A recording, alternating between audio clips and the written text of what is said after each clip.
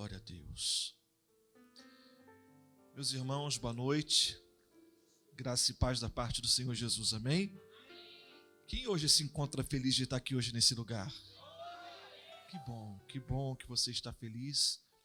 Que bom que a gente tem mais uma oportunidade de adorar o Eterno. Mais uma vez eu entrei por aquela porta, fiquei muito atento ao que foi louvado, o que foi ministrado na oferta. O pastor Abiel falou a respeito de temor. Então estamos aqui numa conexão e no caminho certo pelo que Deus ele quer falar hoje aqui nesse lugar. A gente estava aqui, o nosso bispo falou a respeito dos louvores, de adorar. Eu não sei se você sabe, mas diga assim, louvor. Mais uma vez. Você sabia que a palavra louvor na cultura judaica ela significa silêncio? Vou pedir só um pouquinho de retorno, por favor, porque eu estou ministrando faz alguns dias já, por gentileza. Louvor quer dizer o quê? Silêncio. Porque o que a gente entende? Que louvor é aquilo que eu falo, é aquilo que eu estou mencionando com os meus lábios. Só que biblicamente na cultura judaica, dizendo isto, que louvor não tem nada a ver com aquilo que eu falo, tem a ver com aquilo que eu vivo. Então louvor não é aquilo que sai da minha boca, é aquilo que eu vivo nos bastidores. Então quando eu vivo uma vida diante do Eterno, eu sou o próprio louvor. Ninguém deu glória a Deus, acho que vai ficar pesado hoje. Então quando eu vivo uma vida reta com o Eterno, eu sou o próprio louvor dele. Naquele trabalho, naquela casa, quem me entende, diga glória a Deus. Eu trago uma notícia para você. Eu trago duas má notícias para você. Quem quer ouvir a primeira, diga amém. O Corinthians vai perder, então presta atenção na palavra, tá? Esquece lá fora. E a segunda, Deus vai trazer uma palavra que vai confrontar a gente hoje. Mas como antes mesmo do nosso bispo saber, Deus só fala com quem Ele ama. Então vamos entender algo. Abra a sua Bíblia, por favor, no livro de Isaías, capítulo 6. Isaías, capítulo 6. Verso de número 1. Agradecer mais uma vez nosso bispo, pela confiabilidade de mais um mês estar aqui ministrando no coração dessa igreja. Agradecer mais uma vez a todos que nos recepcionaram com tanta dedicação, desde a entrada do estacionamento até onde a gente toma aquele cafezinho reforçado para revisar o que Deus vai ministrar ao nosso coração. Então Deus abençoe a cada um dos irmãos em nome de Jesus. Livro de Isaías, capítulo 6. Quem achou, diga amém. Amém. Vou ler junto com vocês. Eu vou pedir por gentileza que depois que eu ministrar, vocês puderem deixar o verso 2, tá bom? Para a gente entender, vamos lá.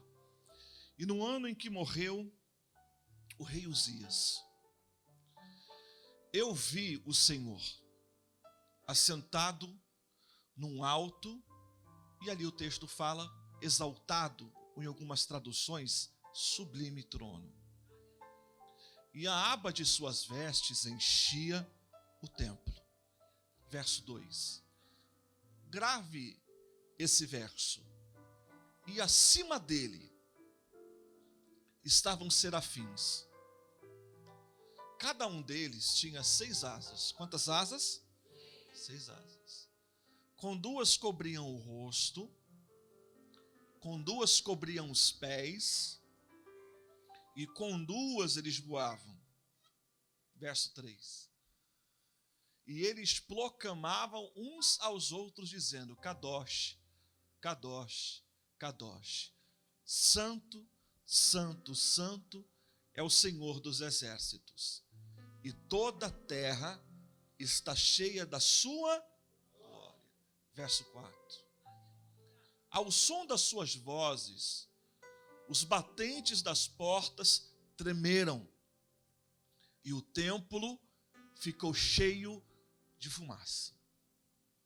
Então eu gritei, ai de mim, porque eu estou perdido, pois sou um homem de lábios impuros, e vivo no meio de um povo de lábios impuros. Porém, os meus olhos viram o Rei, o Senhor dos exércitos. Você orou por mim, deixa eu orar por você. Que o Senhor faça com que a tua mente esteja voltada nesse culto nessa noite. Que o Senhor acalme o teu coração, que o Senhor acalme os seus pensamentos, que nesse momento você se esqueça completamente da sua vida terrena e que você, em nome de Jesus, se ligue agora na tua vida espiritual. Porque, como eu sempre digo, Deus só fala quando a alma se cala. Se a sua alma estiver falando em preocupações, em situações, você não vai ouvir Ele falando com você. Vai ser mais um culto. Então entenda de uma coisa, que nós somos os únicos seres da face da terra, que nós possamos estar com nossos pés no templo e a nossa mente fora dele. Então que os seus pés estejam aqui no templo, mas que também a sua mente seja trazida para ele, em nome de Jesus. Diga amém, por favor. É um dos textos mais lindos, um dos textos que eu mais gosto de expressar, que traz uma grandeza transcendental. É uma visão que Isaías ele teve, mais ou menos daquilo que a gente entende como Santo dos Santos. Mas não era o Santo dos Santos, era a parte onde o Eterno estava, onde estava o trono do Eterno. Mas eu preciso contar uma história para você antes da gente chegar até isso. Eu preciso que você tenha um pouco de paciência na introdução, para a gente entender um pouquinho daquilo que a Bíblia quer falar. Esse texto não começa simplesmente com Isaías tendo essa revelação. Israel está passando por uma crise muito grande, e é uma crise terceirizada, ou seja, não é uma crise que Israel ocasionou, outro ocasionou essa crise. Vamos perguntar, quem é que ocasionou essa crise? Está no texto. Quem ocasionou esta crise espiritual que pendurou 15 anos foi um rei chamado Uzias. Diga bem forte assim, Uzias. Uzias, eu quero que você entenda uma coisa, que Deus, grave isso, o chamou para ser rei e não sacerdote. Daqui a pouco você vai entender isso. Deus o chamou para ser rei e não sacerdote. Uzias era um rei completamente promissor. Era um prodígio. Alguém que aonde colocava suas mãos, vertia-se em prosperidade. Entendemos que prosperidade é completamente diferente de riqueza. Porque riqueza alguém adquire de forma lícita e não ilícita. Existem políticos que de forma ilícita são muito mais ricos do que nós. Sim ou não? Qualquer pessoa pode ser rica, mas não é qualquer pessoa que pode ser próspera. Porque prosperidade não tem nada a ver com dinheiro. O dinheiro traz à tona aquilo que eu consigo agarrar. A prosperidade traz à tona aquilo que eu não consigo agarrar. O dinheiro traz a cama, a prosperidade traz o sono. O dinheiro traz a aliança. A prosperidade traz a fidelidade e traz a harmonia familiar. Então a prosperidade sempre vai trazer aquilo que o dinheiro não pode comprar. Quem entende isso, diga glória a Deus. Era um rei de uma prosperidade absurda. Até o dia que, infelizmente, Uzias ele é acometido de uma loucura, e não digo isso de forma simbólica, mas de forma literal. Ele vai ser acometido de uma loucura porque ele vai querer fazer coisas para Deus que Deus não pediu para ele fazer. Uzias ele começa a cometer um tipo de pecado que é um pecado bem difícil de ser falado, que é um pecado espiritual. Existem pecados carnais e existem pecados espirituais. A gente vai falar a respeito daqui a pouquinho sobre Lúcifer, e Lúcifer não caiu por conta de um adultério ou porque formou um famoso marola, um baseado, mas ele caiu por conta de orgulho, que é um pecado espiritual. Simplesmente Uzias ele vai ser acometido desse pecado espiritual, e um orgulho abissal vai ser acometido dentro dele. Ele vai começar a querer fazer coisas para Deus e vai ser cometido de algo que eu chamo sobre síndrome luciferiana. Você vai entender a respeito disso. Síndrome luciferiana. O que é que isso vai lhe dar e o que isso vai acontecer? Então a gente precisa entender uma coisa. Não sei se vocês se lembram, por exemplo, da história desse tal Lúcifer que tanto nós pregamos. Eu queria contar um pouco da história a respeito de um dia que esse foi anjo e hoje é o nosso arquirrival. Quem quer ouvir, diga glória a Deus. Dentro da cultura judaica, o nome dele não é Lúcifer. Dentro da cultura judaica, o nome dele é Hillel ben Zahar. Agora, entende que o caminho de Lúcifer para a queda dele não começou somente pelo orgulho. Não começou somente ele querendo enfrentar a Deus. Porque se fosse isso, daria margem para dizer que Deus é um Deus ciumento. Que todo aquele que se levanta com ele, ele fica dodóizinho e mata. E não é mais ou menos isso não. seria mais ou menos que alguém que está tentando puxar o tapete de Deus, ele vai se levantar de forma com raios e trovões e vai jogar por terra. Não, não, irmão. Não há ninguém semelhante a Deus. Não há ninguém semelhante a Deus. Se você concorda comigo, levanta a tua mão e diga: não há ninguém semelhante ao nosso Deus. Não foi por conta disso, porque todos os deuses que se colocam de frente ao nosso Deus são plebeus. Todos os deuses que colocam de frente ao nosso Deus se tornam poeira. Porque o nosso Deus não é como aquele Deus que todos por aí estão adorando, que está em cima, por exemplo, de uma estante, que pousa uma mosca na sua cabeça. Ele não tem coragem, não tem nem força para poder espantar essa mosca que pousa na cabeça dele, esperando uma moedinha cair na beira dos seus pés. O nosso Deus fala muito pouco. Você vai ver Deus falando muito pouco nas Sagradas Escrituras. Mas quando ele fala, é mais ou menos assim: haja e há, haja luz e a luz há. Haja o céu e o céu há. Deus fala muito pouco, mas quando ele fala, meu irmão, algo acontece, algo que não existia começa a existir, uma porta que estava fechada se abre, uma cura que não existe é curada, porque Deus fala pouco, mas quando ele fala, algo acontece. Diga amém por isso, em nome de Jesus. Então por que Lúcifer caiu? Eu explico para você. Lúcifer caiu porque quis fazer uma coisa que não foi chamado para fazer. Grite bem forte: Lúcifer caiu porque quis fazer uma coisa que ele não foi chamado para fazer. Agora nós precisamos começar a entender algumas coisas, alguns princípios que Deus ele quer te ensinar. Todos vocês que estão aqui, se nós fôssemos feitos em série, nenhum de nós estaríamos aqui com uma impressão digital diferente do outro. Todos nós teríamos a mesma impressão digital. O que isso significa? Que cada um de nós tem um propósito nessa terra.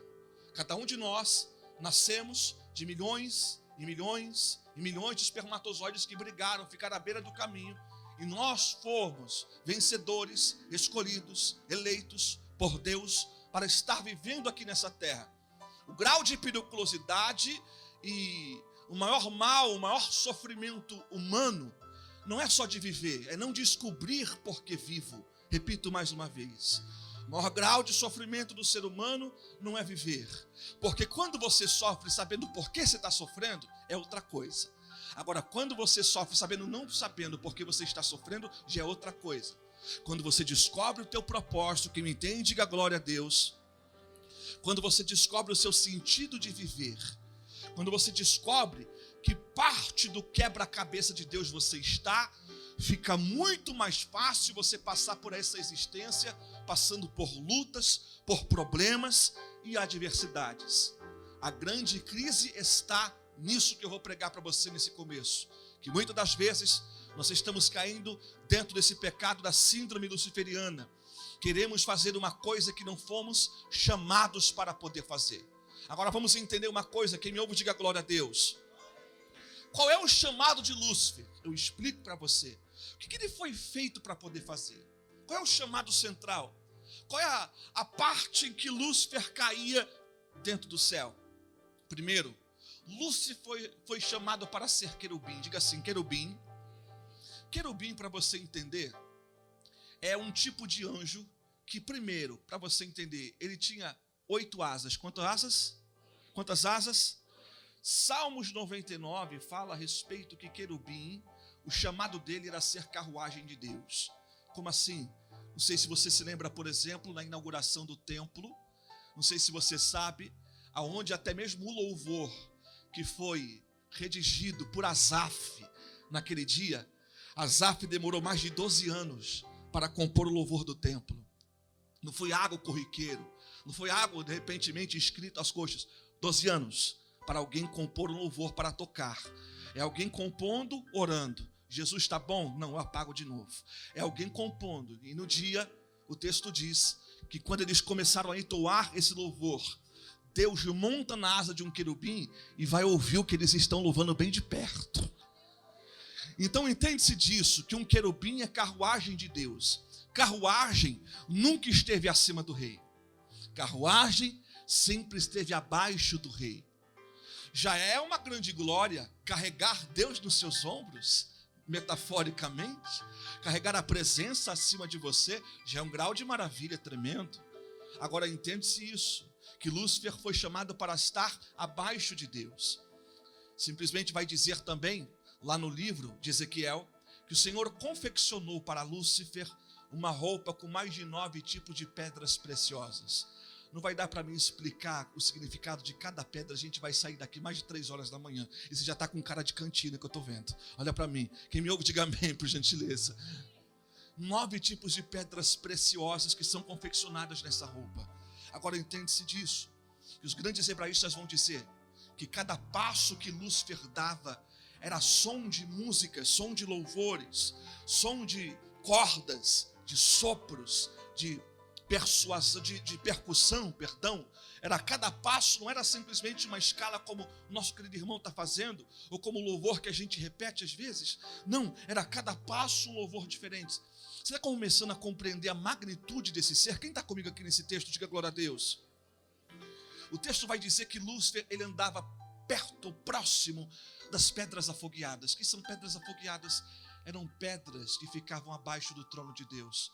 Você vai ver essas pedras, um serafim pegando ela, uma tenaz, e depois colocando sobre a boca de Isaías. Depois a gente fala sobre isso, se der tempo, senão vai virar seminário em nome de Jesus. Jó capítulo 38, verso 7, vai dizer que na eternidade, aonde? Todos os anjos adoravam junto com Lúcifer, e os anjos adoravam o Senhor. Os filhos da alva, ali vai traduzir como original, como Lúcifer. Então a gente sente agora, vamos ver, 8 asas. Aonde coloca os pés, louvores transcendentais, roupas de pedras preciosas. É um ser magnífico. Só que agora a gente está olhando para o texto e a gente está vendo algo agora que eu vou fazer você entender. A gente está vendo um ser que é muito mais simples do que Lúcifer. Você vai ver que agora tem um ser, que ele está voando acima do trono. Não é abaixo do trono, acima do trono. E o texto diz assim, que são serafins. Quantas asas eles tinham? Quantas asas? E o querubim tem quantas? Tem 8. E o serafim? Você está pegando. O serafim está pegando essas asas que ele tem e não está voando com todas elas. Com 2 ele está pegando e cobrindo aonde? Seus pés. Com 2 ele está pegando e está cobrindo o seu? E só com 2 ele está voando. O outro não, tem 8 asas. Esse aqui está usando 2 para poder voar e está conseguindo voar acima do trono. Aí você vai ver quando Lúcifer colocou no seu coração, quando ele foi se rebelar, está no texto de Ezequiel: eu subirei acima dos querubins, dos serafins, perdão. Acima do trono de Deus eu estabelecerei o meu trono e ali eu serei glorificado. Nesse texto você vai começar a entender o que estava incomodando Lúcifer. E o que estava incomodando Lúcifer? O que eu acabei de mostrar para você. Como é que pode um ser que tem menos asas do que eu, não tem a roupa que eu tenho, não canta como eu canto, não vive como eu vivo, não tem o que eu tenho e está voando acima da onde eu queria estar? Ah, meu irmão, vou repetir mais uma vez para ver se alguém pega isso. Vou repetir. Como é que pode? Porque eu tenho 8 asas. Ele tem quantas? Eu tenho roupas de pedras preciosas. Eles não. E tem um detalhe, cada passo meu é um som de louvor diferente. Eles não. É kadosh, kadosh de manhã. É kadosh, kadosh de tarde. É kadosh, kadosh de noite. É kadosh, kadosh de madrugada. Não troca fita, não rebobina, não tem nada de novo. Por que eles conseguem voar acima do trono e eu não consigo? Parece que eu estou vendo os serafins olhando para Lúcifer, dizendo assim: Lúcifer, para voar alto, não é pela quantidade de asas que aparece. Para voar alto é pela quantidade de asas que se esconde. Meu corpo começou a arrepiar. Essa palavra é para algumas pessoas que estão entendendo. Vou repetir de novo. Para voar alto não é pela quantidade de asas que aparecem, mas para voar alto é pela quantidade de asas que se esconde. Lúcifer, olha para mim, Lúcifer. Olha aqui para mim, coisa linda. Sabe por que eu pego 2 asas e eu cubro os meus pés? Diga assim, igreja, por quê? Porque o ambiente que eu estou é um ambiente de reverência. Não entendeu? Não adianta ter talento e não ter reverência. Vou repetir mais uma vez. Eu não canto como você canta, eu não tenho a roupa que você tem, mas tem um detalhe: quando eu entro na presença, a primeira coisa que eu cubro é os meus pés, porque não adianta ter talento e não ter temor da presença do Eterno.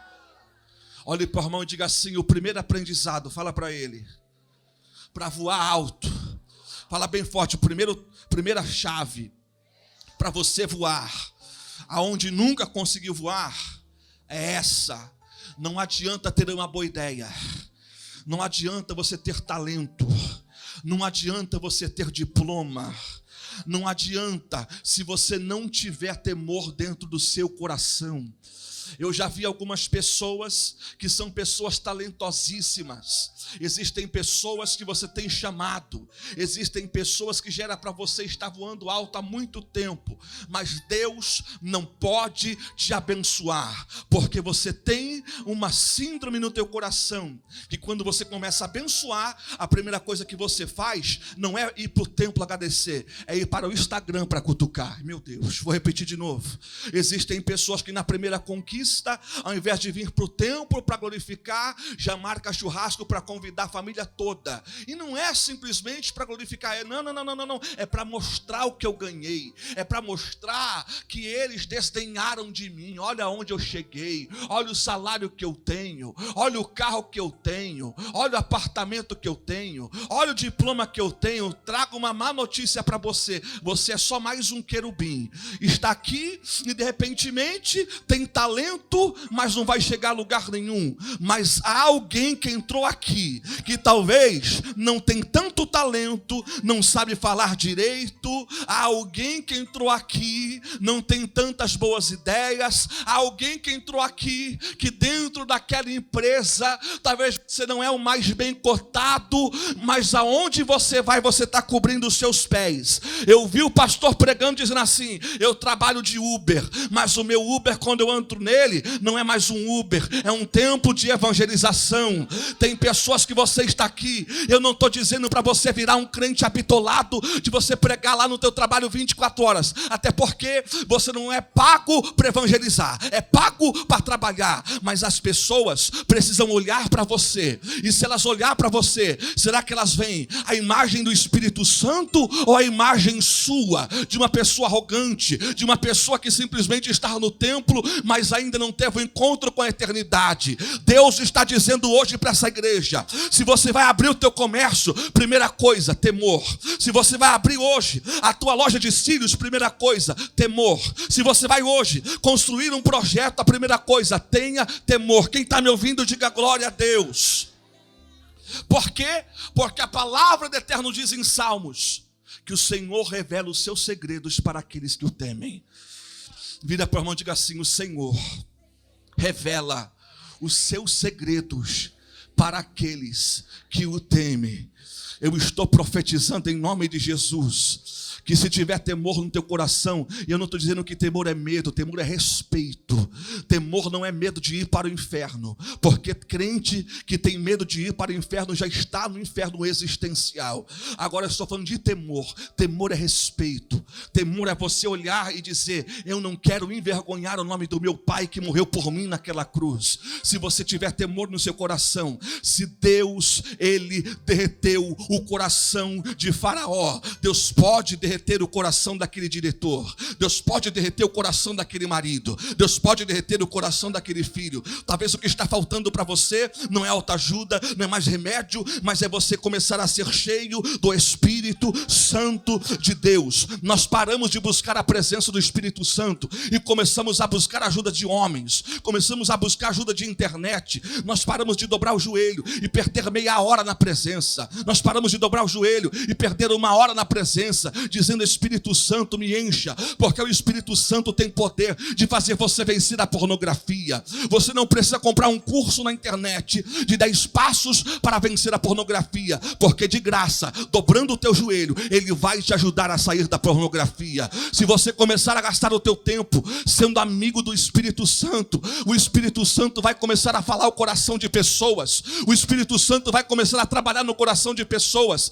Deus está convidando hoje aqui esta igreja a dizer: pega as asas que eu te dei, que simboliza o talento que você tem, e começa a cobrir os seus pés. Levante a tua mão e diga glória a Deus em nome de Jesus. Lúcifer, sabe por que eu cubro o meu rosto? Porque eu estou voando acima dele, está no texto. Mas o rosto que aparece não é o meu, é o dele. Ninguém entendeu, vou repetir mais uma vez. O rosto que aparece, eu sei aonde eu estou voando, e o temor que eu tenho é porque eu estou voando acima dele, está no texto. Mas eu não estou voando para mostrar o meu rosto. Me prove na Bíblia algum serafim mostrando o seu rosto, você não vai encontrar, porque serafim sabe a responsabilidade, e serafim sabe que ele só voa alto porque ele glorifica o rosto verdadeiro. Ah, meu irmão, você não entendeu? Eu fico triste às vezes, meu querido bispo. Eu fico muitas das vezes pensando que tem igreja que eu vou pregar, e às vezes, na placa da igreja, a primeira coisa que a gente vê na placa da igreja é o rosto do pastor e o rosto da pastora. Até parece que a igreja é dos dois, é os dois que tem que aparecer, é os dois que tem que ser famoso. Você vai lá, os dois na porta da igreja. Tem igreja que eu vou pregar que tem tanta foto do pastor e da pastora, eu não vou nem falar da igreja, só conhece, depois eu falo qual que é. O Estevão também conhece, depois eu falo qual que é. Diga misericórdia. Tem tanta foto do pastor, da pastora, um culto narcisista, um culto de adoração à imagem do pastor. A placa da igreja está a imagem do líder, irmão. E o serafim está dizendo: eu vou acima do trono. Mas não é o meu rosto que tem que aparecer, aleluia. Não é o meu rosto que tem que ser conhecido, mas é o rosto do eterno que precisa ser conhecido na minha vida. Quem está comigo aqui, diga glória a Deus. Segunda coisa, o Eterno está dizendo para você: se você quer chegar onde ninguém chegou, se prepara para poder cobrir o seu rosto e começar a deixar o rosto dele aparecer. Liga por mão e diga assim: você tem deixado o rosto dele aparecer? Ou você quer a glória para você? Ou você quer o elogio para você? Ou você quer que as pessoas elogiem pelo que você faz? Você quer que as pessoas sempre batam palmas se você vai? Você só vai através de elogio. Só vai através de, por exemplo, alguém acaba de fazer uma coisa, já vai perguntar: e aí, foi bom? E aí, preguei bem? E aí, cantei bem? E aí, fez alguma coisa? Tem gente que está fazendo coisa dentro da igreja e ela vai varrendo, mas uma cara está na vassoura, a outra cara está no bispo, fazendo assim: bispo, eu estou varrendo, viu? Olha para mim, bispo. Ela está lá abrindo alguma coisa, fazendo alguma coisa na igreja, e um rosto está simplesmente naquilo que ela está fazendo, outro na bispa. Bispa, limpei a igreja, me vê, querida. Eu quero que a senhora, depois de o mínimo, é uma mensagem de agradecimento, viu? Para a senhora não ser ingrata. Pessoas que fazem, está doendo, pastor. É para doer, é para doer. Vira para o meu e fala assim: é para doer. Fala para ele: é para doer. Nunca vi alguém tomar bezetacil e não doer, mas depois sara. Diga glória a Deus. Aí tem gente que está fazendo para ser visto, para ser glorificado, para as pessoas falarem assim: obrigado por você estar fazendo. Obrigado por você estar fazendo alguma coisa. Olha, você é top. A gente tem uma carência tão desgraçada que Deus ainda não teve acesso para curar. E Deus está dizendo para você: enquanto você mostrar o seu rosto, você nunca vai chegar no lugar que eu quero para você. Você não entendeu isso? Vou te dizer uma coisa para você. Posso dizer uma coisa para você, sim ou não?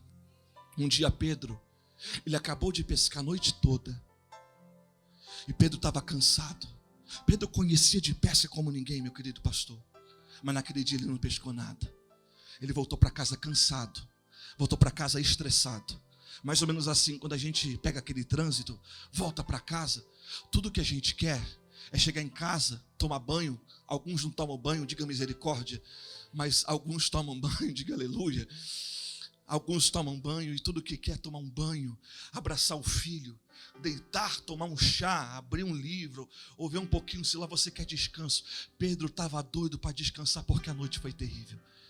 Jesus poderia ter olhado para ele e falar assim: Pedro, descansa, filhão. Amanhã tem mais. Amanhã a gente pesca. Vai dar tudo certo. Jesus olha para ele e fala assim: Pedro, volta para lá e pesca de novo. Você percebeu uma coisa? Diga assim: o quê? Jesus não teve dó da dor de Pedro. Jesus não teve dó do cansaço de Pedro. A gente está procurando, não é cura. Ai, meu Deus do céu, não sei se eu falo isso não. Porque tem gente que a cura para ela é um negócio. Vou falar de novo. Tem gente que a libertação para ela e a cura para ela é um mau negócio. Porque a libertação te dá independência.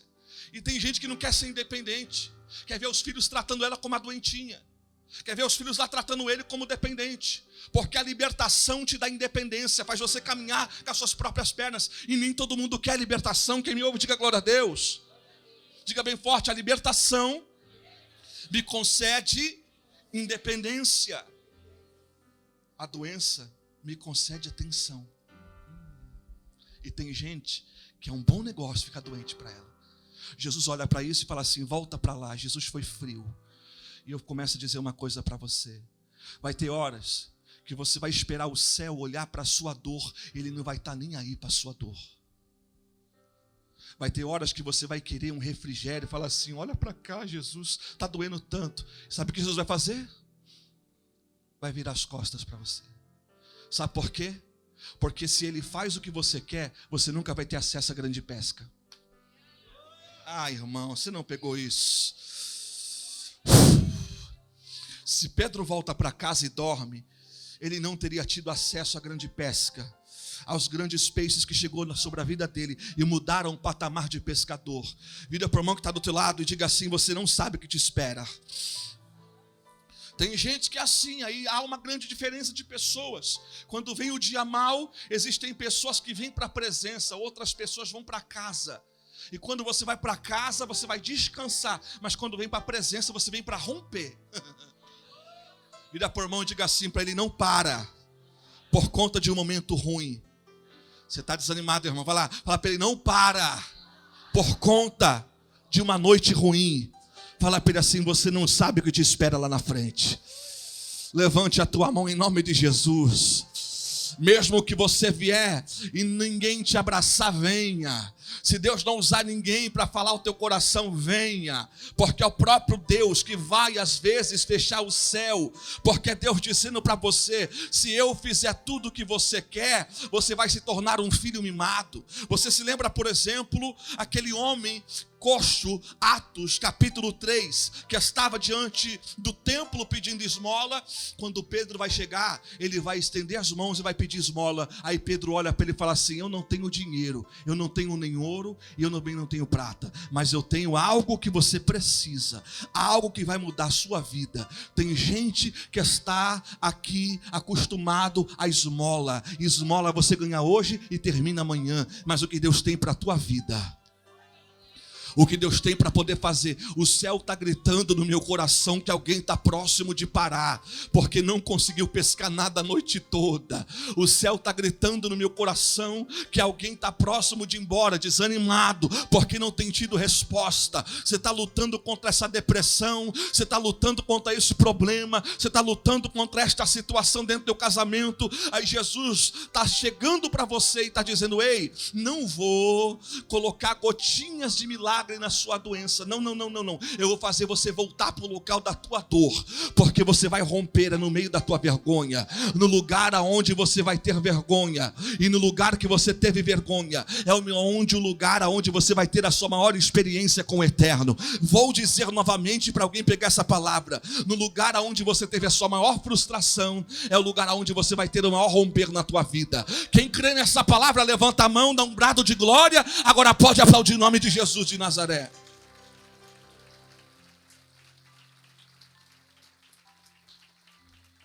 E aqui eu vou encerrar agora, porque já está pesado. Mas olha para mim. Uzias, ele cometeu esse pecado de querer fazer o que Deus não o chamou para poder fazer. Eu ia partir para um outro lado, mas o Eterno manda dizer uma coisa para a igreja. Nós estamos aqui hoje, e que não venhamos ser como aqueles irmãos de José, que lutaram contra ele por conta da túnica que o pai fez para ele. A túnica que o pai fez para ele não era sobre demanda ou em série, mas era feito sob medida. Escute isso. Nós estamos aqui vivendo um tempo onde a gente tem olhado a internet, olhado a vida das pessoas e procurado um sentido de existir. A gente olha para o Instagram e vê que está bombando uma mulher usar unhas agora vermelhas. eu olho, agora o sentido da minha vida, de forma metafórica, claro, é usar unhas vermelhas. Não agora eu fiquei sabendo que fazer tecnologia da informação é o que está dando dinheiro, é o que está fazendo as pessoas felizes. Vou matricular, vou fazer. Não. Olha, eu estou vendo que tem gente que está fazendo agora curso de espanhol. E eu vou matricular, porque tem gente que está feliz fazendo o curso. Quer saber de uma coisa? Eu olho para o bispo, lá, abrindo o culto, tão feliz com a bispa. Quer saber de uma coisa? Vou ser pastor, porque ser pastor é ser feliz. Olha, não, eu estou vendo as irmãs lá, na intercessão, elas orando, chorando, e está todo mundo feliz ali, em comunhão. Quer saber de uma coisa? Vou ser intercessora. E intercessão não é eu que me candidato, é Deus que te chama. Uau. Vou repetir de novo, não taque o sapato em mim, por favor. Intercessão não sou eu que me candidato, é Deus que me chama. A palavra intercessor quer dizer aquele que se coloca à frente de uma batalha. Para ser intercessor é um chamado. Se você soubesse o que o intercessor aguenta, o que é a vida de um intercessor, o que é interceder por um altar que o diabo está doidinho para acabar com ele, meu irmão, você não sabe a luta, a perturbação, o diabo tocando em tudo que é área, a opressão de tudo que é lado, e os intercessores têm que ser exatamente fortes. Você se lembra, por exemplo, de Moisés que estava na intercessão? O povo está guerreando lá embaixo, sim ou não? Quando Moisés baixava a mão, Israel perdia a batalha. Mas quando ele levantava as mãos, Israel prevalecia. A guerra não estava sendo prevalecida pela espada, mas pela intercessão. Quem entende, diga glória a Deus. A gente está olhando para a vida dos outros e cobiçando as túnicas de todo mundo e pensando que as túnicas alheias, se elas couberem em mim, elas vão me fazer feliz. Não, eu preciso casar para ser feliz. Tem gente desesperada para casar e para ser feliz. E tem um negócio, não sei se eu falo, deixa para lá, né? É uma bênção ser casado, mas não case esperando para ser feliz. Vai ter momentos de felicidade, diga glória a Deus.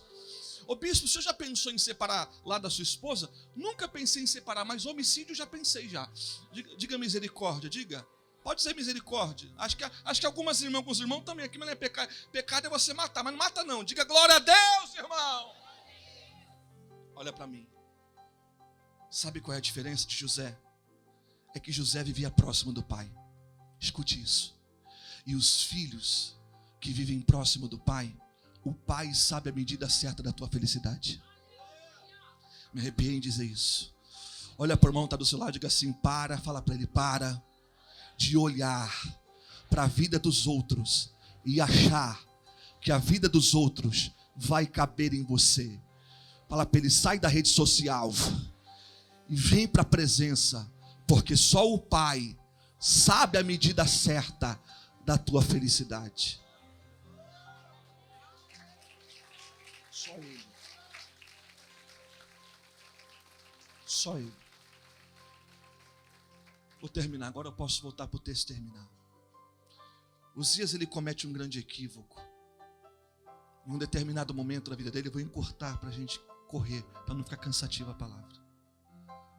Ele vai entrar dentro do templo, e naquele momento, eu falei para você no começo da pregação que Deus chamou ele para ser rei e não sacerdote. Ele vai entrar agora dentro do Santo dos Santos e vai começar nesse momento a se tornar um sacerdote. E Deus não chamou ele para fazer isso. O texto diz, olhe para mim, que quando ele faz o que Deus não pediu para ele fazer, e quando ele vai fazer isso e toca no sacerdote, porque para ser sacerdote tem que tocar no sacerdote, tem que tirar o sacerdote para tomar o lugar do sacerdote. Saiu uma lepra do altar, minha querida pastora, e toca no rosto de Uzias.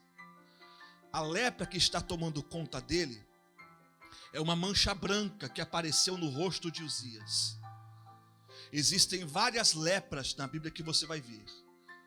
Agora a dele é no rosto. E rosto é um negócio interessante, porque lepra do pescoço para baixo tem camiseta que esconde. Lepra do pescoço para baixo tem paletó que esconde. Lepra do pescoço para baixo tem saia, tem camisa, tem etc. e tais que esconde. Mas lepra no rosto é para ficar visível o que foi feito. Agora passem os senhores, por favor, aquilo que o Eterno quer falar ao seu coração. Esteja comigo nesses finais. Uzias, ele está nesse momento leproso. E lepra na Bíblia não é doença. Lepra na Bíblia é quebra de princípio. Jesus curava os enfermos e purificava os leprosos. Diferentemente do mal de hanseníase que vemos nos dias de hoje, esta lepra era um tipo de castigo espiritual, que a pessoa era acometida por estar quebrando um princípio que é muito importante para Deus. Agora, o que essa pessoa fazia? Ela cometia um pecado chamado de Lashon Hará. Diga assim, Lashon Hará. Mais uma vez. Agora, grite bem forte, Lashon Hará. O que é Lashon Hará? Lashon Hará, para você entender, é um tipo de pecado que é equivalente à feitiçaria, à idolatria e ao homicídio. É pesado isso que eu acabei de falar para você? Sim ou não? A feitiçaria é pesada? A inveja é pior do que a feitiçaria. É pesada a idolatria? E o homicídio? Lashon Hará é a mesma coisa. Aí você está aí pensando o que é Lashon Hará, que pecado é esse? Aí agora você vai ter que entender, porque alguns de nós talvez estamos aqui e quebrando esse princípio e estamos tendo consequências na nossa vida espiritual e material. Lashon Hará quer dizer língua má ou língua contendeira, língua venenosa, em algumas traduções. Não acredite em tudo que eu estou dizendo. Depois você vai lá, dá um Google, pesquisa, você vai ver. Pesquise tudo que eu estou pregando para você, para ver se é verdade ou se é mentira. Se for mentira, você entra no Instagram, pede para o bispo nunca mais me trazer aqui e faz uma campanha me dizendo que eu sou um herege, para me bloquear e nunca mais eu pregar em canto nenhum. Mas deixa eu dizer uma coisa para você. A Bíblia diz, livro de Provérbios, você pode colocar para mim, por favor? Provérbios 6, capítulo 16. Provérbios 6, capítulo 16. Lashon Hará é um tipo de pecado que é eu denegrir as pessoas e fazer contenda em ambientes. É eu viver denegrindo as pessoas na ausência delas. Lashon Hará são reclamações, murmurações. Olha o que está escrito aqui, ó. As 6 coisas que o Senhor o quê? Que Deus o quê? Deus odeia coisas? Claro que odeia. Mas a 7ª que o Senhor detesta. Mas tem uma tradução, não sei se a Almeida Corrigida Fiel, que diz assim, ó, que a sua alma abomina. Depois você pesquisa. Tem alguém que está escrito aí, alguém que a sua alma abomina? Está assim, profeta? A sua está assim, a do Senhor está assim também. Depois você vai ver. Agora vamos lá. Coloca o 17 para a gente ver qual é essas 6 coisas que Deus odeia. A 7ª ele abomina, que a sua alma abomina. Olhos altivos, orgulho, Deus odeia. Língua mentirosa, Deus odeia. Mãos que derramam sangue inocente, injustiça, Deus odeia. Adiante. Coração que traça planos perversos, pessoas que têm maquinado nos pensamentos, situações perversas, adúlteras, maquinando mal, desejando mal. Vamos lá. Pés que se apressam para fazer o mal. É alguém, vou dar um exemplo, alguém que está no templo, mas já está maquinando aqui dentro, já cometerá algo já lá fora já. Pés que se apressam para correr para o mal. Vamos lá. Testemunha falsa que espalha mentiras. E a 7ª, Lashon Hará, aquele que provoca, o texto fala discórdia, mas na Bíblia do pastor vai estar contenda entre irmãos. Quem está me ouvindo, diga glória a Deus. Os judeus vão dizer que 3 pessoas morrem quando se pratica Lashon Hará. A pessoa que fala, a pessoa que ouve e a pessoa de quem estão falando. Vou repetir de novo. São 3 pessoas que morrem de uma certa maneira. A pessoa que fala, a pessoa que ouve e a pessoa simplesmente que ali estão falando. Você vai perceber que nas grandes corporações hoje em dia, os grandes CEOs, eles estão demitindo as pessoas que são fofoqueiras, as pessoas que são contendeiras, Porque a neurociência comprovou que gente fofoqueira, gente contendeira, gente negativa, gente que tem hábito de falar de todo mundo, a produtividade da equipe acaba, cai. É mais ou menos assim. Por isso, eu ministrei lá dentro da liderança de toda a igreja. E eu tive que exercer meu papel de líder e tirar algumas pessoas. Porque eu estou como líder de um lugar. E aí eu vejo que no ambiente tem pessoas que estão difamando umas às outras. Se eu não faço nada, eu perco a minha equipe. Se eu deixo o fofoqueiro, o lachon hará, o caluniador, o contendeiro, o ingrato, impune, eu estou perdendo toda a minha equipe. Porque a minha equipe vai ver, eu disse isso em algumas pregações que eu preguei aqui, que tudo que a gente deixa, permite, vira uma cultura. E se eu permito alguém ter esse tipo de hábito dentro de uma equipe, as pessoas vão ver que isso é permitido. Daqui a pouquinho, eu vou ter uma equipe de lachon hará. Daqui a pouquinho, eu vou estar cheio de gente leprosa espiritualmente no meio. E o que vai acontecer? A produtividade vai cair. Os grandes sábios judeus vão dizer que hoje esse tipo de lepra espiritual é responsável pela pobreza material das pessoas. Quem está comigo, diga glória a Deus. Encontra alguém muito fofoqueiro, alguém muito caluniador, encontra alguém que reclama muito, você vai ver que essa pessoa não consegue prosperar. Veja, por exemplo, um funcionário que reclama tanto da empresa. Ele não trabalha direito, ele não perde o seu tempo em produtividade. Tudo que acontece, ele vai em um, ele vai em outro, para poder criar um tipo de situação para todo mundo ficar contra o patrão e todo mundo a favor dele. Aí quando a gente vai ver, é uma empresa de vagabundos, de pessoas que não estão trabalhando, de pessoas que estão simplesmente leprosas. E depois a gente vai perdendo a nossa bênção material. Diga assim: com a minha boca eu me abençoo ou eu me amaldiçoo. Vira para o irmão que está do teu lado e diga assim: tome cuidado com lachon hará. Existe um grande sábio do século XV que ele vai dizer assim: a gente precisa fazer um contrato com a nossa língua quando o nosso coração não estiver bem. Eu vou repetir mais uma vez. A gente precisa fazer um contrato com a nossa língua quando o nosso coração não estiver bem. Porque a gente estava comentando de uma certa pessoa, eu e minha mãe, uma certa pessoa, uma grande pessoa, uma boa pessoa, mas uma pessoa que às vezes é dominada pela impulsividade, maltrata o filho, fala coisas pesadas para o filho, depois é motivado pela culpa, quer abraçar. Depois você quer ser motivada por filho, quer comprar presente, quer dar beijo na testa. Peraí, você não consegue voltar atrás das palavras que você falou. Não adianta ter culpa depois que falou. Não adianta querer agradar depois que falou. Não adianta depois querer consertar, porque não dá para você voltar atrás com as suas palavras. Aí Deus está dizendo para você: não está faltando dinheiro na tua casa, graças a Deus. Não está faltando o PlayStation que você está dando para ele, graças a Deus. Não está faltando para ele a escola boa que você está dando para ele, graças a Deus. Mas está faltando, perdão da palavra, você ser um pai que controla a sua boca, você ser uma mãe que controla a sua boca, você ser um obreiro que controla a sua boca, você ser um crente que controla a sua boca. Existem pessoas que você está destruindo a tua vida porque você não controla a tua língua. E Tiago diz isso, que nós conseguimos derrubar coisas e simplesmente uma floresta é destruída por uma língua. Então Deus está dizendo para você, eu estou profetizando que hoje esta mancha branca de lepra sai para a mancha vermelha do sangue entrar. Glória a Deus. Vira para o irmão e falar assim: a mancha branca de lepra não estará na minha vida. Diga assim: a mancha que eu quero ser impregnado é a mancha do sangue de Jesus.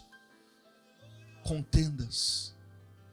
E aqui eu vou encerrar. Hoje não dá para explicar para você mais algumas coisas que acontecia. O leproso era uma pessoa que as pessoas pegavam ele, até mesmo destruir a sua casa, e o pó, os escombros eram jogados para fora de Jerusalém, porque eles não queriam.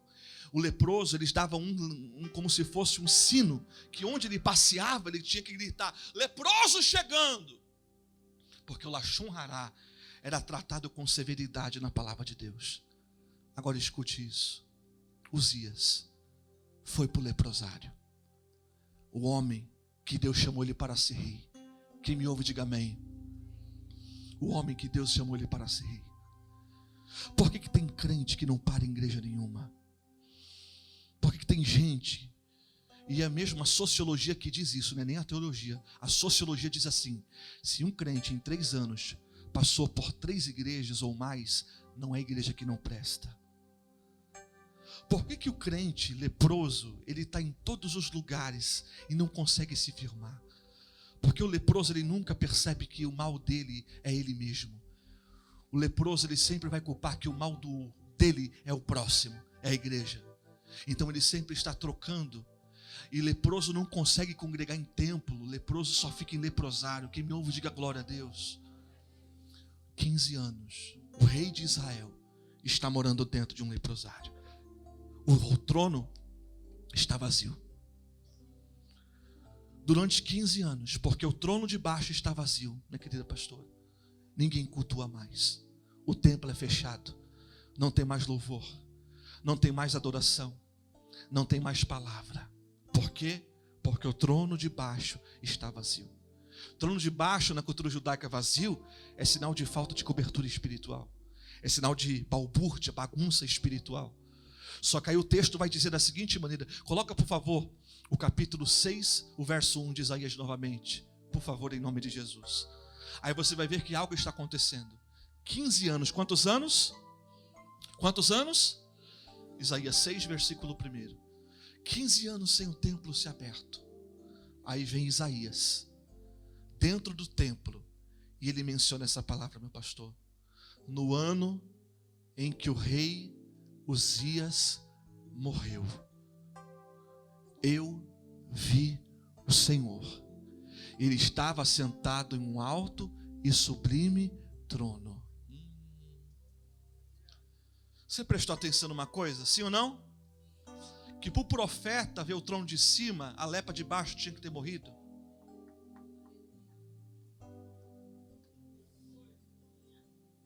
Repetir de novo. O profeta só conseguiu ver o trono de cima depois que o trono de baixo alguém morreu, e era o leproso.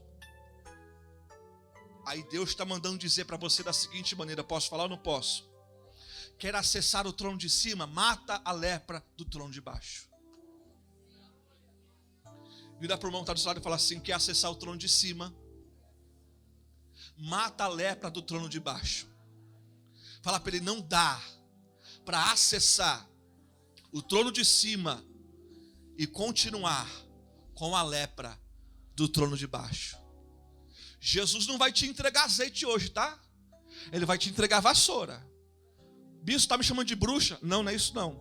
Eu estou dizendo que ele vai entregar vassoura porque ele vai limpar a tua vida. Eu estou dizendo para você que o Senhor tem pressa. Escute essa profecia. O Senhor tem pressa em limpar vida de pessoas que estão aqui.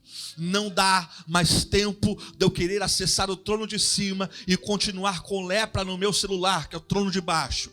Não adianta eu querer acessar o trono de cima e lá no salão de cabeleireiro com as minhas amigas eu acessar a lepra do trono de baixo. Não dá para eu querer ter um relacionamento com o trono de cima e simplesmente continuar com más companhias que estão me arrastando para a lepra do trono de baixo. Aí Deus está mandando dizer para você, e eu encerro aqui em nome de Jesus, quer acessar o trono de cima, comece a arrancar a lepra do trono de baixo. Uzias não morreu por você, e eu estou dizendo algo para você, é melhor você andar com um que arrasta o seu rosto para o trono de cima, do que uma cambada que te arrastando para o leprosário. Vou repetir de novo, é melhor andar com um que arrasta o teu rosto para o trono de cima, do que uma cambada que está te arrastando lá para o leprosário. O Senhor está te chamando para um compromisso, porque tem coisas que Ele vai começar a revelar sobre a tua vida. Levante as mãos para os céus, e eu profetizo hoje em nome de Jesus, que o Senhor está tirando a lepra e está trazendo a glória. O Senhor está tirando a lepra e o Senhor está trazendo a glória. Não estou dizendo para você, e o Senhor manda falar ao teu coração, que não será abandono, será livre livramento, glória. Não será abandono, será livramento. O Senhor vai fazer uma limpa nas suas amizades. O Senhor vai fazer uma limpa nas amizades dos seus filhos. O Senhor vai começar a colocar pessoas, talvez são pessoas que você menos espera, mas vão ser pessoas que são comprometidas com a palavra dele. Fique de pé em nome de Jesus e dê uma linda salva de palmas para a presença do Eterno.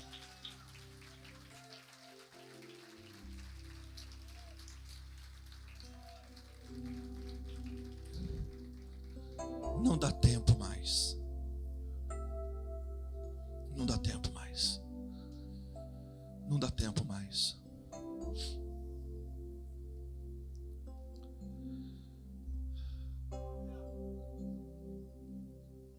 Qualquer hora dessas eu quero vir pregar aqui, para pregar para você a diferença entre crença e fé.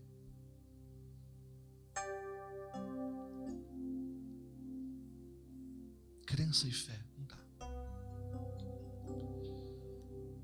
E a grande maioria das pessoas, elas não têm fé, elas têm crença. Porque eu acredito que algumas coisas boas acontecem comigo porque eu estou cumprindo o script. Faço isso, faço aquilo outro.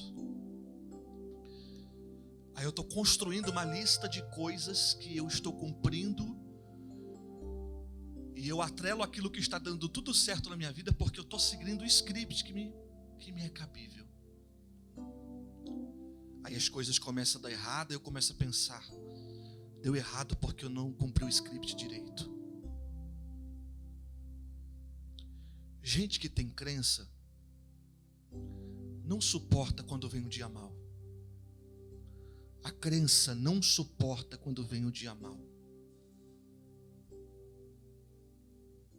E se Deus tiver nos planos dele fazer algumas coisas que não são do seu agrado? Há muitas pessoas que debaixo da crença, quando enterram alguém que amam, nunca mais voltam para a presença de Deus. Porque elas dizem assim: eu cumpria o script. Crença. Eu cumpri o script. Fazia o que era determinado. Mas algo aconteceu e a crença não suporta o dia mau. A crença não suporta quando acontece um acidente. A crença não suporta quando as contas se atrasam. E quando você está acostumado a comprar um azeite galo, agora você tem que trocar por um óleo que não é um azeite. A crença não suporta quando você comia no coco bambu e agora você não tem dinheiro nem para comprar uma esfirra do Habib's, não aguenta. Agora a fé, ela supera a crença. Porque a fé é ter a certeza. A fé não está atrelada a sentimento. Alguém pode entrar aqui e ter acabado de enterrar uma pessoa, estar com depressão, com seu coração dilacerado, mas na sua consciência ela sabe, ele está com Jesus, ela está com Jesus, e eu vou terminar a minha caminhada com Jesus nessa terra. Isso é fé. Isso é fé. Nós somos bombardeados a todos os momentos. A última vez que eu preguei aqui, eu falei que eu tinha acabado de pregar, minha filha ficou doente. Agora é regra. Toda vez que eu saio para pregar, minha filha fica doente, começa a passar mal, começa a fazer tudo. Está doente em casa de novo. Semana passada eu falei para o pastor Adriano, e falo para o senhor também. Semana passada foi a semana, acho que de carnaval, semana retrasada. A gente passa por opressões espirituais tão terríveis. Irmão, eu estava voltando da igreja. Era mais ou menos 1h, eu fui lá com a minha esposa, minha irmã estava em Curitiba ainda, a gente foi arrumar algumas coisas lá na igreja, limpar a igreja, lá na Zona Sul. Minha cunhada e meu cunhado também estavam aí. Na volta, estava todo mundo dormindo, cansado, e só eu estava vendo a visão que eu estava vendo. Na Marginal Tietê, ali perto da Ponte Anhanguera, de repente um homem, de braços abertos no meio da marginal. Aí vem um caminhão, passa por cima dele. Quando eu passo do lado, eu não vou falar para você a imagem que eu vi, porque acho que foi a pior imagem que eu posso explicar para você. A imagem mais desgraçada que eu vi na minha vida foi essa imagem. Ninguém viu do meu carro e eu também não quis falar para minha filha não levantar a cabeça e ver aquilo. Coloquei, passei daquela situação, deixei minha cunhada em casa e falei, vamos lá tomar um sorvetinho, Laurinha? Levei minha esposa. Daqui a pouquinho, era terça-feira de carnaval, tinham apenas um totem no McDonald's, todo mundo. E começa uma briga porque alguém demorou. Coincidentemente, 2 lutadores de jiu-jitsu decidiram brigar e fazer luta livre dentro do lugar. Uma pancadaria desgraçada. Era tudo acontecendo de tudo que é pior, você imagina. Aí todo mundo se envolvendo, pancadaria, a gente tentando se esconder. E alguns minutos atrás eu tinha visto um corpo totalmente esquartejado na minha frente. Fiquei sem dormir aproximadamente acho que uns 7 dias com aquela imagem na cabeça. Como eu trabalho dirigindo todo dia, passando pela marginal todo dia, aquela imagem na cabeça. Sexta-feira, culto de libertação. Oramos forte. Deus salvou 7 almas para Jesus daquele culto. Até mesmo a mulher que era de um centro de Umbanda se converteu aquele dia. E ela indo lá para frente, eu pensando, lá vem chicotada no meu lombo. A gente sai do culto, cansado, minha esposa dirigindo, o retrovisor do meu carro está quebrado, ele caiu no meio da marginal. Do nada minha esposa decide pegar o retrovisor e colocar no lugar. Quando ela coloca no lugar, ela dá um grito ensurdecedor e joga o carro. Ela joga o carro com tudo. Quando ela joga um carro com tudo, a gente bate no carro do lado, amassa o carro. Se ela não tivesse feito isso, um homem bêbado, que estava com classique, todo enferrujado, daqueles de lixo, de reciclagem, ele passou a mais de 120 por hora e a via era 60 por hora. Quando ela jogou, ele passou com tudo. O carro passou, derrapou. Aí você vê os mínimos detalhes do que Deus faz. Se ela não tivesse pegado o retrovisor, ela não tinha visto ele vindo. E se ele tivesse batido na velocidade que ele estava, não tinha sobrado absolutamente nada. Quem está me ouvindo, diga glória a Deus. Você precisa entender e tirar do teu coração, servir a Cristo é momentos bons, mas servir a Cristo de verdade é participar de muito mais lutas do que bonanças. Você tem que estar preparado para isso. Existem pessoas que você ora para Deus e fala assim: Deus, eu quero ser usado. Deus, eu quero que o Senhor me use mais. Eu quero que o Senhor faça mais no meu ministério. Eu quero que o Senhor entregue mais de profundidade para mim. Mas você não faz nada para Deus. O que é que você tem entregado para Deus te entregar profundidade? Quantas pessoas essa semana você evangelizou? Você falou de Deus para elas? Quantas pessoas você convidou para estar no culto, por favor? Quantas pessoas você falou do amor de Deus para elas? Quantas pessoas da tua família, eles estão vendo Cristo em você? Ou eles estão vendo apenas uma pessoa leprosa, um crente leproso, reclamão, fofoqueiro, que não vive aquilo que prega? Paulo diz: teve momentos da minha vida que eu tive que me esmurrar, ele diz, para não envergonhar o evangelho. Eu esmurrei a minha carne. Meu irmão, você acha que é fácil? Alguém que era um assassino e matador, Paulo foi perdoado. Mas qualquer dia a gente vai estudar a história de Paulo dentro de um campo psicológico. Traduzindo para o dia de hoje, Paulo era como se fosse um serial killer, um matador de pessoas. Tudo que é gente que você imagina. Aquilo que ele matou, obviamente, fica gravado na psique dele. Você acha que Paulo não teve vontade de voltar a matar pessoas quando via carne? Claro que teve. Mas ele diz: eu esmurro a minha carne, porque hoje quem está no controle é o Espírito Santo de Deus. O que é que você tem feito para não envergonhar Jesus na tua casa? O que é que você tem feito para não envergonhar Jesus no teu quintal? A gente precisa começar a questionar que tipo de intimidade que eu tenho com o Espírito Santo. Me perguntaram assim, meu bispo, e eu fecho minha boca e a gente ora. Como é que faz para poder a gente entender que uma igreja às vezes é de Deus e outras não é, porque tem igreja que está lotada, tem igreja que está cheia. Eu olhei para essa pessoa e falei da seguinte maneira: encher uma igreja não é uma tarefa muito difícil. Basta ter um bom orador, basta ter alguém com uma persuasão e ter carisma, basta ter uma boa música, basta ter uma boa estrutura, eventos que ali simplesmente sejam bons eventos para trazer pessoas, e as pessoas vão vir. Mas a diferença da igreja que tem o Espírito Santo, que ela pode ter tudo isso que eu acabei de falar, mas no final as pessoas são transformadas. Eu vi hoje no meu Instagram uma moça que congrega numa igreja gigantesca, de um hype gigantesco. E ela mostrou: estou aqui na conferência chorando, foi tão bom, Jesus. Aí hoje Osasco está tendo o show do Wesley Safadão. E aonde que ela está? Aí eu pergunto: será que esta pessoa teve encontro com o Espírito Santo? Sim ou não? Não teve. Se essa pessoa teve encontro com o Espírito Santo, por que ela continua sendo impulsiva, raivosa, desequilibrada? Tudo que acontece já perde as estribeiras, já quer brigar, já quer xingar, já quer ir para cima. O motoqueiro dá uma fechada, já coloca a segunda marcha, já vai atrás do motoqueiro querendo pegar o motoqueiro. Ô meu irmão, que tipo de encontro que você teve com o Espírito Santo? Que tipo de encontro você teve com o Espírito Santo?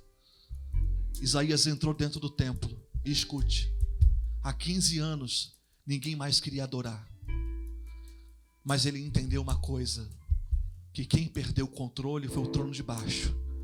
No trono de cima ainda está tendo culto. No trono de cima permanece do mesmo jeito. Vamos encerrar para a gente adorar? Olha para o irmão e fala assim: ó, quem perde o controle, fala para ele, é o trono de baixo. Fala para ele: o trono de cima continua do mesmo jeito. Fala para ele: quem perde o controle são as pessoas, são seres humanos. Mas diga assim: o seu Deus continua sentado no mesmo lugar e ainda continua no controle da tua vida. Levante as suas mãos para os céus, feche os seus olhos, feche os olhos, vamos adorar Jesus. Você vai pedir para o Espírito Santo para ele tomar você. Jesus fala assim na palavra dele, que não é levado o pecado no tempo da ignorância. Tudo que é feito no tempo da ignorância não tem conotações e não tem cobrança. Mas quando eu sou me revelado, e quando me é me revelado, o sarrafo, ele sobe um pouquinho mais. Você vai pedir para o Espírito Santo domínio próprio nessa noite. Eu sei, e não é maldade. Às vezes, você cresceu dentro de uma família que era hábito falar mal.